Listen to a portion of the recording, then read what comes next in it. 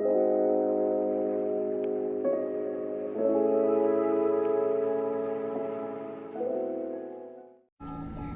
guys, it's me, Dreaming, and I am here to bring you the awaited Ento guide. Woohoo!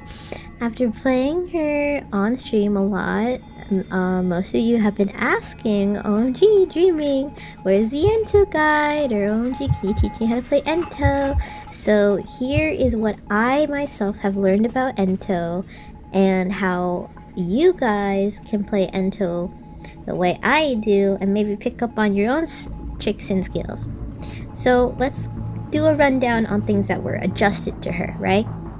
So one of the things that was given to the entomologist is that they decreased the range of the swarm. So now as you can see here, the bee swarm is actually more, how would I say, round and circular. So it's very small and it's no longer like that horizontal stretch of a bee swarm. And there is a center point to the swarm that'll keep you inside of it. That'll spawn inside of you, essentially. So that is where the swarm shall spawn. It is now automatically going to spawn you in the swarm, and you will not be placed in it to be forced to push. That's the other thing too. The swarm used to be where you would have to tap the net.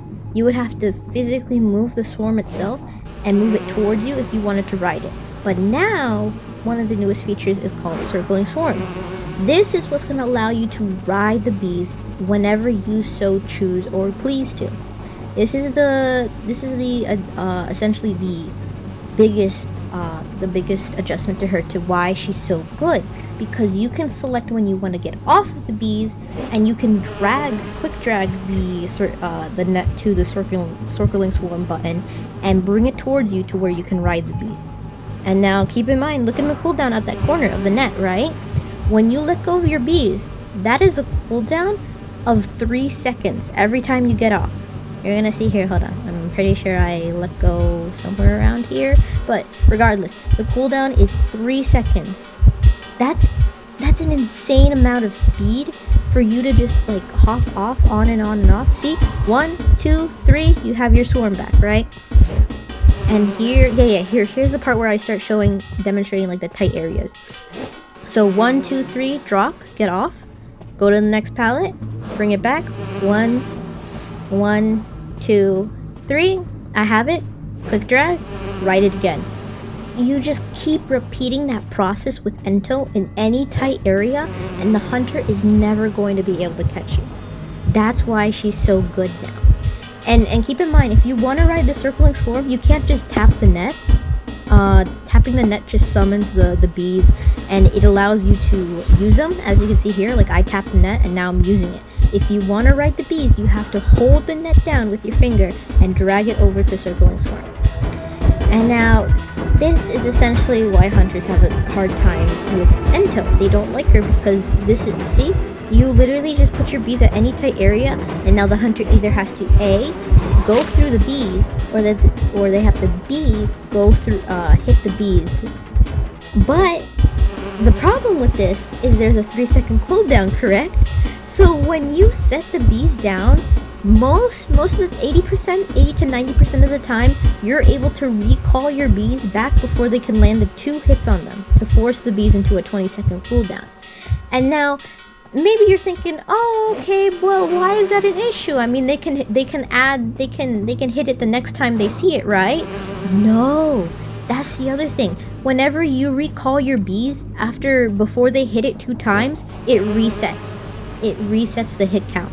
So you never have to worry about getting it hit once and then recalling it and then worrying that, oh, if I drop my bees off, it's gonna get hit for the 2nd time later and then it's gonna go into cooldown. No, the timer resets. It's always going to reset. As long as you call it back in time before it enters the 20-second cooldown, you can always reset the hit counter to 2 hits, always. And that's why Ento's so broken. And you're gonna see here in these videos, kiting and harassing. So this is a match that was played on stream, and I feel I saved this match to show in this video because I feel this demonstrates the whole technique of leaving your bees at tight areas the best. And this works for any map, Don't worry, it's not just Chinatown. I know you're gonna see the route that I'm playing, and you're gonna think, oh, you did this best because it's Chinatown. No, this works for any map. Any map with a tight area is gonna be your savior. So as you can see, I'm already setting up for my kite whenever I am dropping my bees down in tight areas. As you saw, I went up the staircase, right? Because obviously we want to loop 2-story on Chinatown. Any of the 2 stories. This one or the other one by the other corner, right? So when I went up the staircase, I dropped my bees right away, right? Because I want to slow the hunter down so that I'm able to reach my pallet. But at the same time, I also don't want the hunter to kill my bees and enter it into a 20-second cooldown. So I recalled them back up to the bridge, and it slowed them down by a lot to where the bees took the hit for me. I did not have to take a basic hit, the bees took the hit for me. And then, sure, it entered the 20-second cooldown, but I had the pallet drop, and I had gained a lot of distance between her. And that brought me enough time so that I'm able to call my bees again mid-kite, and I'm able to continue the whole process. See here? Dropping the bees down, leaving it at a tight area, and forcing the spider to have to go for my bees, because if I have my bees, it essentially kills her further from chasing me, because the hunter is always going to want to get rid of the entomologist bee. Now by now, yes, I have lost my bees, I have no more swarm, but this is essentially like a 3 cipher to 4 cipher kite right here, if not 5 ciphers if I can continue looping this building, looping wherever I am. And that's what makes entomologists so powerful now, because you can just continue recalling the swarm over and over and over again with that 3-second cooldown between the bees.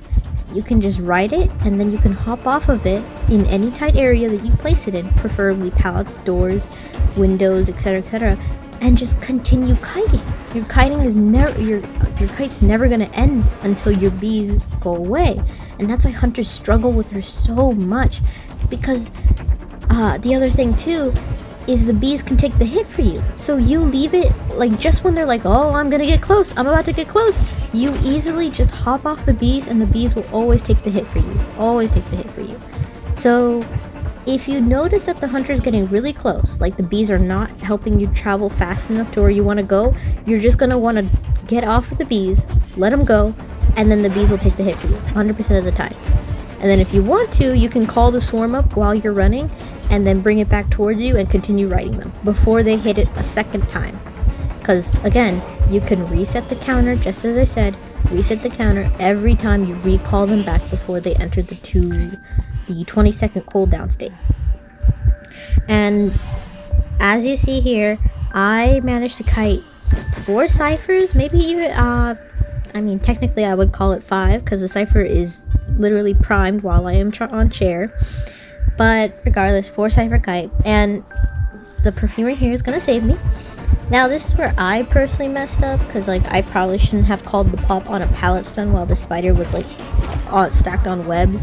But regardless, the other thing to keep in mind too is that the spider had used her blink the first chance she got, which was really late into the game. So me going down doesn't even matter, because her switching off to go to teleport is not gonna give her enough time to actually have teleport to go to the other side of the map. So I just kited for that win with Ento, and all that I did, as broken and nasty as it sounds, because it is, oh believe me it is, all I did was ride my bees. That's literally what you can do with Ento while you're kiting. Just ride her bees. Leave them at doorways. Leave them at pallets. Ride, and ride your way to victory. That is Ento. So for this second match, I'm not going to be kiting, but I am going to demonstrate when is the right time for you to harass, for what call can you make to allow you to determine, oh, I think this is what can get me the win, I should harass with my bees. Because another thing that was added to Ento was that her bees are a lot faster now to reach the destination you would like it to. So whenever you're not riding the bees and you want it to go somewhere, this movement speed has been increased. So you could literally get to one side of the map to the other in a very short amount of time, which makes her so good, because harassing with her can get really, really nasty and annoying. So you're gonna see the enchantress here kiting at mid-broken. You know, she's doing a fine job. You know, keep staying alive, but she's going to end up dying pretty quick here by getting statued and then downed immediately because she's unable to use her stack of stuns, right?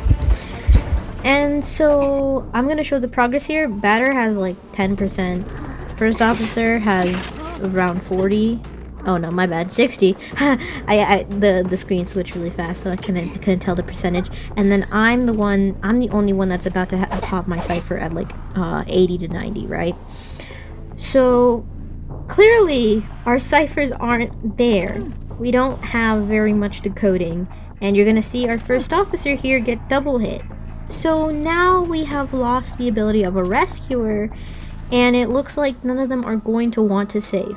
And on one hand, I can understand this because the enchantress did die relatively quick, given that my other players did not get on a cipher immediately, as I had. So my cipher, you know, being like 90, I was the only one at a 90 because I jumped right on my cipher. But the reason I'm coming in for a last second save is because I took into account of two things, okay? Two things. I was the first one to finish my cipher. I have my cipher done. First officer and batter are the next two that need to finish their ciphers, right? And with the time taken that this enchantress was on chair, she's gonna have her the ciphers done for those two, right? Another thing too, the enchantress has a 3 stack from the time that she was downed and being chased.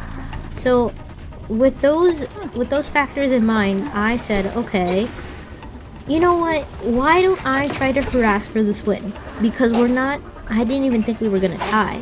So I might as well try and harass and hopefully hope that this enchantress can use all her stacks down and gain a lot of distance to where she can kite, continue gaining stats, and use every chance she gets so that now keep in mind we also have a batter, so that when the batter finishes his cipher, he can go harass and carry the second half of the match.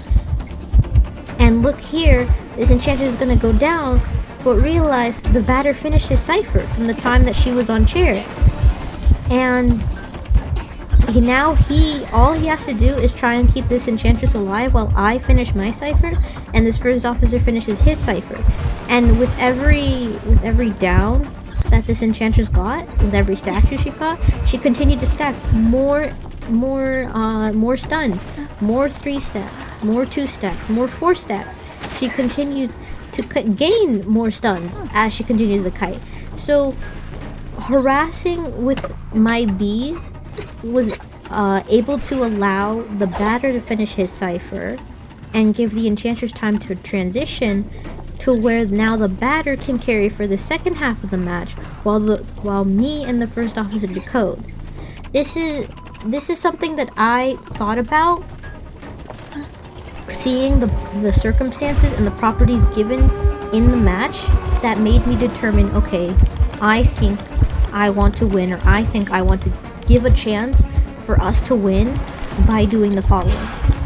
And in the end, this match ends up being saved into a win because I carried the first half with Ento B's harassment, essentially pushing the hunter and harassing the hunter with the bees so that I could buy more time for this enchantress to kite and get to a better area, while the second half was carried by the batter, who dedicated the rest of the time keeping this enchantress alive, while me and the first officer decoded the last 2 ciphers.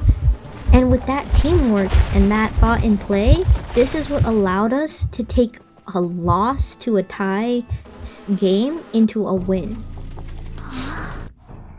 Now, what I will say overall, now that I've gone through how I would kite with Ento and how I would harass with Ento, just some few minor details afterwards that don't fall into either of those categories, is that Ento gets countered by only 2 hunters, so she gets countered by Mary's and Percy's, because Percy simply goes through the goes through the bees and still continues to hit the ento if aimed properly. And Mary's mirror goes through the bees and hits the survivor as is, as if like any other, as any Mary would, hitting through objects, etc., etc. There's no bees don't stop the mirror unless the mirror swings at bees at the same time, I believe. I could be wrong on that. I haven't had it happen to me, so I may be wrong with that suggestion, but... Oh, and Feaster's tentacle one-shots bees. This is something me and Alien found out about while he was 1v1ing me and I put him through torture. But his tentacles would one-shot my bees and I would automatically enter the 20-second cooldown state. What else? Sculptor statues do not hit the bees at all. They just simply go through them. They don't give a percentage to where it would hit the bees and give it chip damage. Bombs give it chip damage, so as any survivor would work, it does give chip damage. Bees can carry inactive followers if you're going against a Dream Witch, so yeah, you don't have to worry about, that you can't carry them because they're not in an animation of swing or something. But yeah, if a follower is inactive, it carries them. So you could quite literally push an inactive follower to the corner of the map and it would work, literally. Mad Eyes, you are not able to push the hunter out of his console, but you're able to push him as if an inactive follower of a Dream Witch and push him into a corner so that when he gets off his console, he'll see and he'll be like, "Oh, how did I end up here?" And if you were ever in a moment where the hunter hits a serve or the bot and they enter the attack animation, right? You are able to push with the bees, and that'll essentially have them as if carried, right? Because you're in the attack animation, so it'll allow you to carry them wherever you'd like. And same goes for gunshots. If the hunter was shot with a gun, or if the hunter was stunned, they're able to be carried to wherever you take them with the bees. So yeah, in any sort of animation or stun lock, you're able to carry them. What I will say is if they're breaking a pallet, you're not able to carry them. That's something you can't do. So if they're breaking a pallet, you can't carry them in that animation. Sorry. And yeah, I believe that's every small thing Ento can do and everything that I do know about Ento. So I hope this guide came as a help to anyone who wants to learn Ento or who needed help on any of her extra adjusted skills that they didn't know about her. And hey, happy ranking! I'll see you all next time. Bye!